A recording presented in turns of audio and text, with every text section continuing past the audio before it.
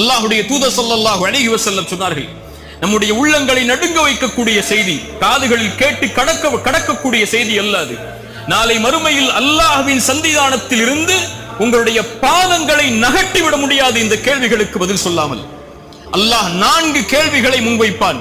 அந்த 4 கேள்விகளுக்கும் பதில் கூறாத வரை அல்லாஹ்வுடைய சன்னிதானத்தில் இருந்து உங்களுடைய பாதங்களை நகட்ட முடியாது. அல்லாஹ் கேட்பான் நாளை மறுமையில், அல்லாஹ் உனக்கு கொடுத்த இந்த வாழ்வை எப்படி கழித்தாய்? அல்லாஹ் கேட்பான் நாளை மறுமையில், அல்லாஹ் கொடுத்த கல்வியை எந்த அளவு செயல்படுத்தினாய்? கற்றாய் என்று அல்லாஹ் கேட்பதில்லை, கற்ற கல்வியை எந்த அளவு செயல்படுத்தினாய்?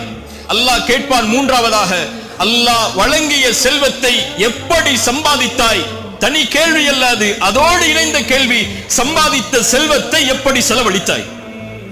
அல்லாஹ் கேட்பான் அடுத்து, அல்லாஹ் கொடுத்த உடல் வலிமையை எப்படி பயன்படுத்தினாய் என்று. இந்த அல்லாஹ்வுடைய தூதர் ஸல்லல்லாஹு அலைஹி வஸல்லம் அவர்கள் சொன்னார்.